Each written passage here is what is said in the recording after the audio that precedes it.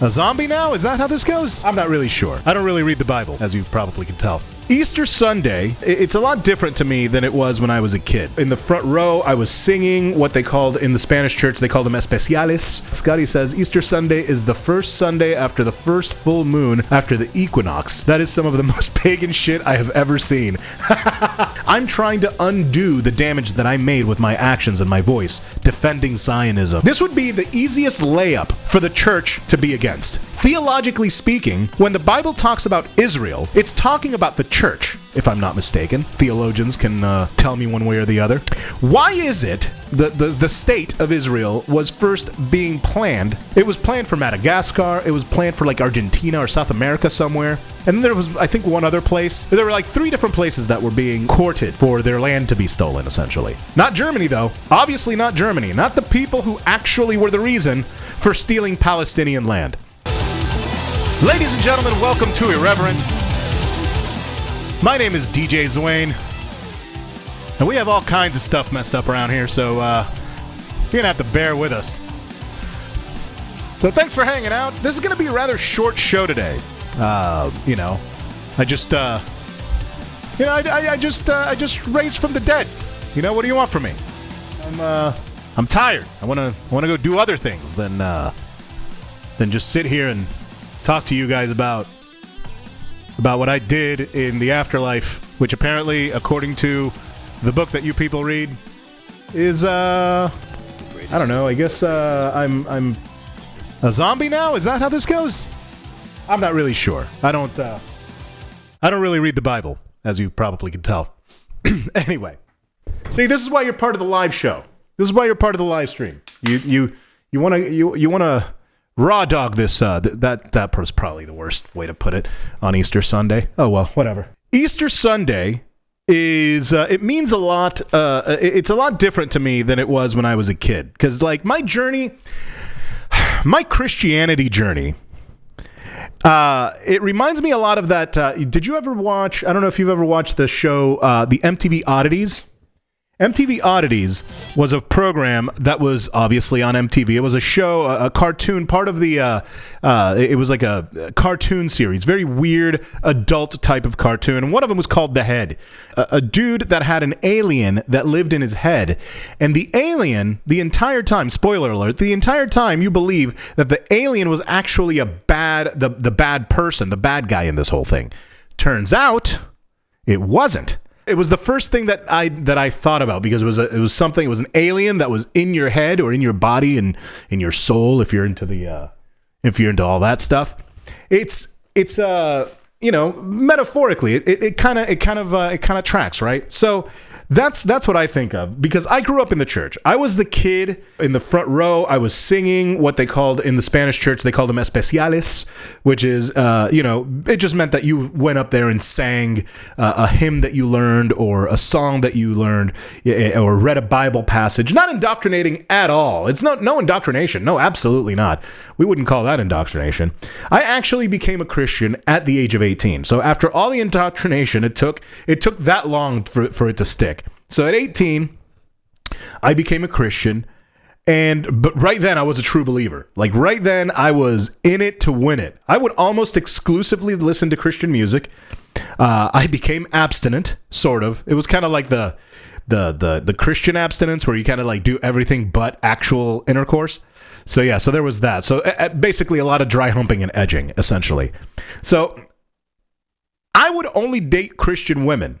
And the last time that I was in a serious relationship, it was about 10 years ago. Yeah, I guess 10 years ago now. And she was a Russian-Israeli Jew from Philly. And she was and still is wonderful.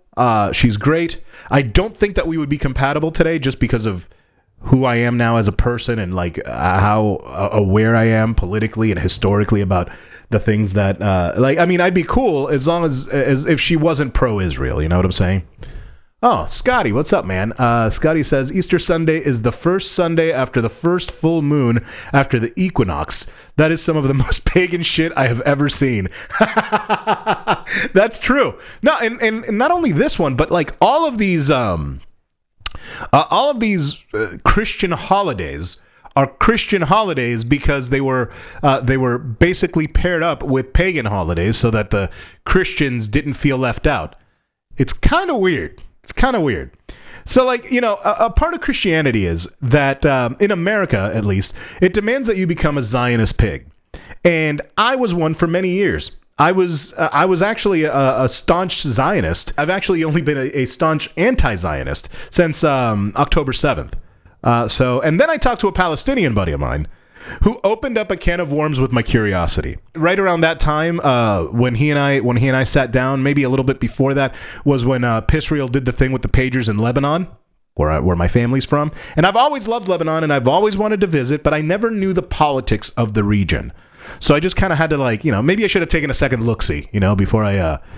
But now, much like when I left Christianity, I'm trying to undo the damage that I had, or that I made with my actions and my voice, defending Zionism and trying to make a change, you know, trying to make a change for the positive. So now I'm waiting for someone, and like, this is how deep into the rabbit hole I've gotten. I'm waiting for some information about the village in Lebanon that my family is from. I have family in Lebanon still to this day. You know,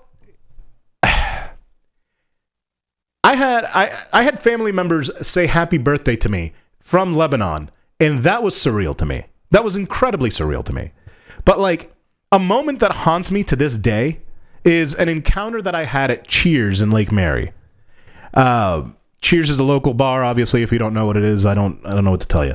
It's a bar. So I was at Cheers in Lake Mary, and I was having a beer, and this guy and I started chatting. I found out that he was Lebanese.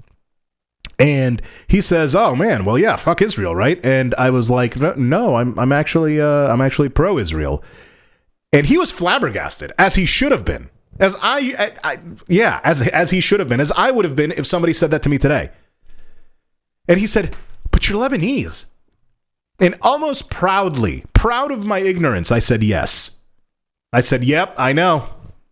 I don't remember how the conversation, you know, faded away, but it didn't last long after that, obviously. And that was 20 years ago. I wish I could run into that dude again and apologize and say, "No, you're right. Fuck Israel." There is nothing, for those of you Christians who are following what's going on over there, there is nothing Christian-like about what's happening in Israel and what Israel is doing. The offing women and children by the hundreds of thousands on stolen land, no less. This would be the easiest layup for the church to be against. Theologically speaking, when the Bible talks about Israel, it's talking about the church, if I'm not mistaken. One of you theologians can tell me one way or the other. The TikTok, the summary says, "Christian reflecting on his journey and spiritual evolution. Share your thoughts." Yeah. Also dressed as Jesus. What up, Big C? How you doing, man? But yeah, let's assume for a moment here that the Bible is talking about the land of Israel. Let's just assume for a moment that that's true.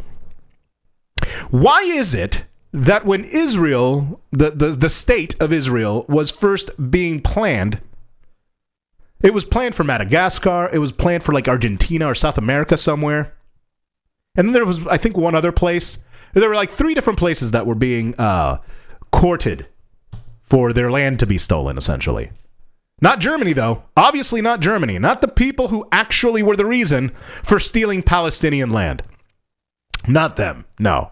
It's not like they couldn't take out a few thousand acres. But between this whole Pisrael thing and healthcare, these are the 2 of the easiest layups that Christianity could have. The fact is that the American church is so bad at marketing.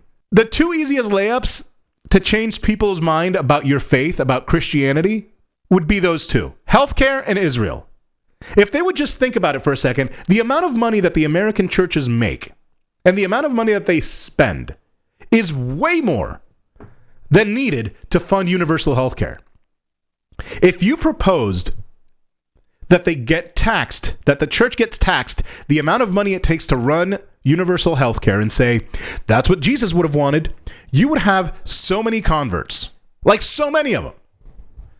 I mean, not me, because I know how the sausage is made and I've been there and I know better. But so many other people would absolutely fall for it.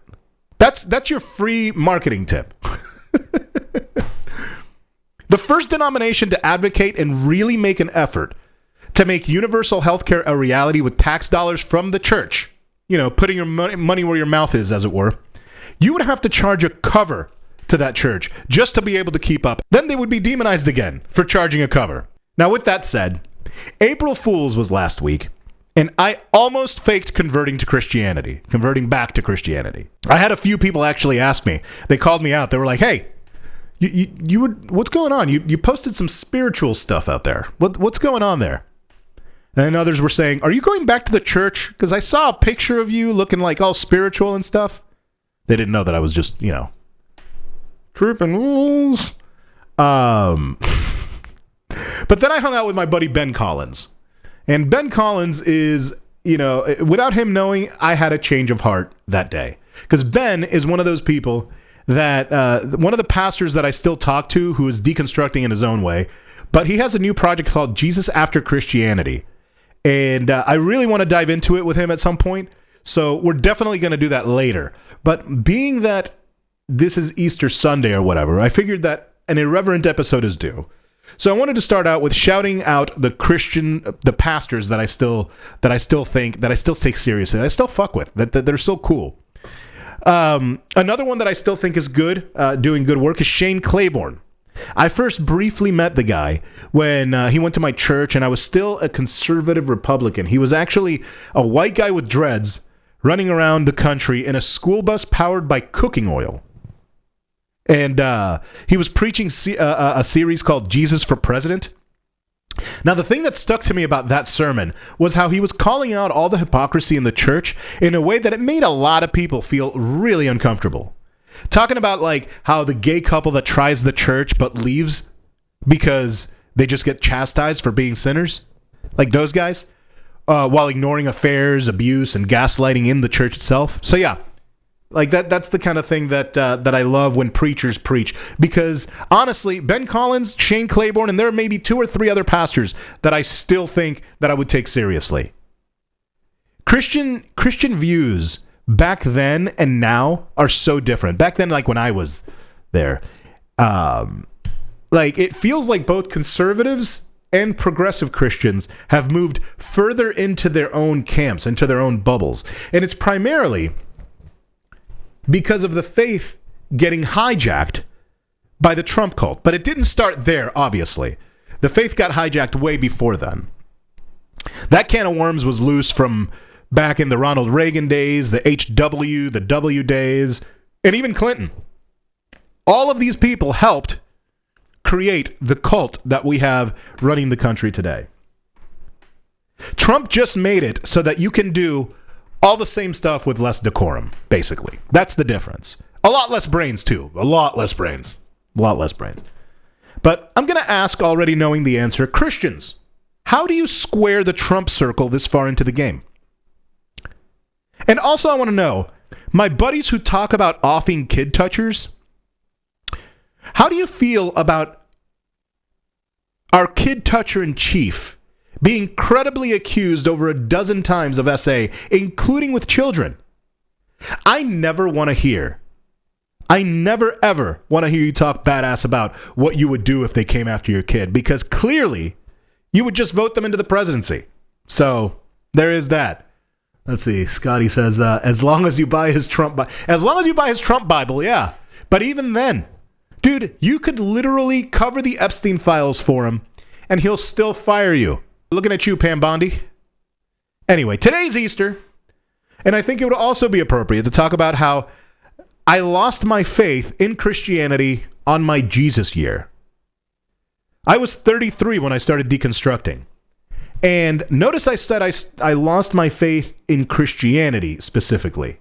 I still have faith. I have faith in other things, not in an invisible sky daddy that's going to protect pedos. It's laughable that this is how Christianity got hijacked, and this is who did it. So I don't even believe in supernatural faith, really. There are things that I don't understand. I could say that. That's about as close to it as I can tell you. But outside of that, it's a personal faith. It's a faith for specific people. And will some of these people maybe let me down? Possibly. But they won't have a bunch of supernatural gaslighting and stupid mumbo jumbo to try to get me to stay in a toxic relationship. So there is that. Like I said, this isn't going to be a long show. I only got a couple more things. I actually got one more thing that I want to talk about. And it's not even a thing that I want to talk about. I just want to show you. And this is actually a video that was sent to me by somebody. They grew up in the church as well with me. You can tell this lady is grew up in the church. You can tell.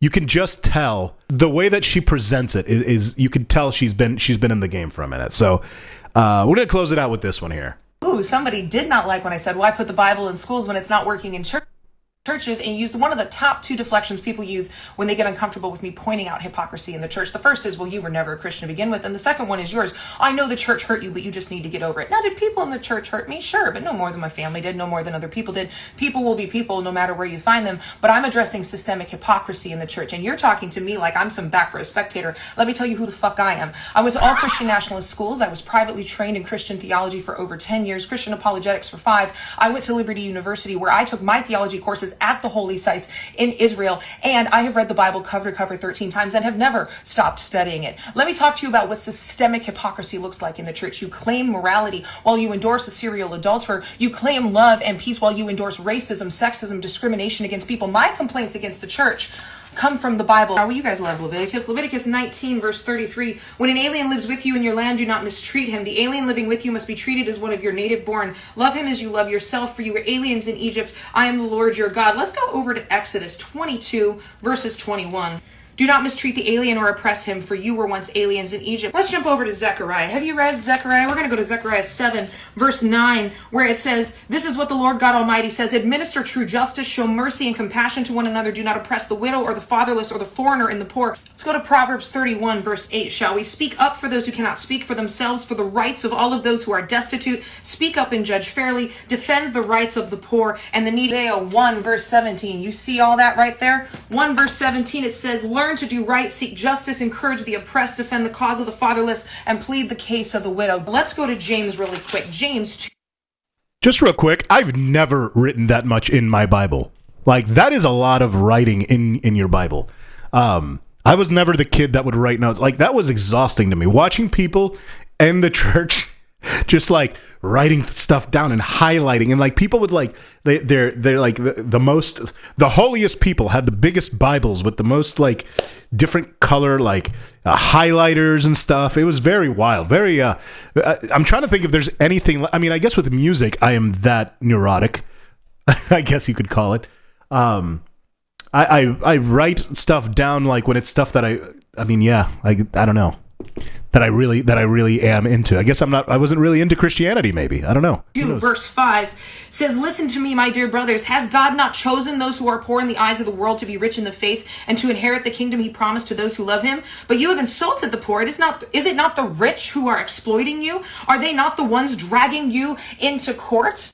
When asked who is my neighbor, Jesus gives the parable of the Samaritan, a man of a different race, a different religion, and a different country who was his neighbor. He says in Matthew 25, what you did for the least of these, giving me food, water, shelter, welcoming the strangers, you did for me. My favorite verse growing up was Psalms 34:18, for he is close to the brokenhearted and saves those who are crushed in spirit, because I was crushed in spirit. The favorite part of my faith, the most inspirational part of my faith, was that Jesus always stood for the outcast and the poor and the foreigner and the people who needed it the most. That part. Them, lifted them up, stood up to the people in religious power and said, how dare you act righteous while you leave people behind? And I believed in all of that so much that when I realized I was part of a movement that did not believe in love and helping the poor and helping the outcast, regardless of who they are, I left. I left when it cost me my family. I left when it cost me my church, my community. I left when it caused me to be ridiculed, because I still believe that. This is what's holding you accountable, not me. Ooh, somebody did not like.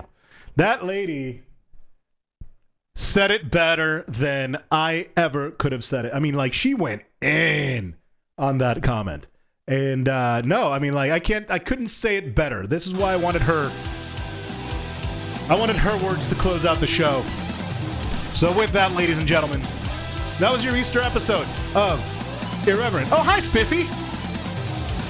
Yeah, my Jesus costume. Thank you so much for hanging out. My name is DJ Zouain. We'll do this again next time. I'll be recording the hijack tomorrow. And I'll be dropping the Sanford Sit Down next week, along with the other episodes. So, a lot of stuff coming up. Follow me on social media. Do it. Do it!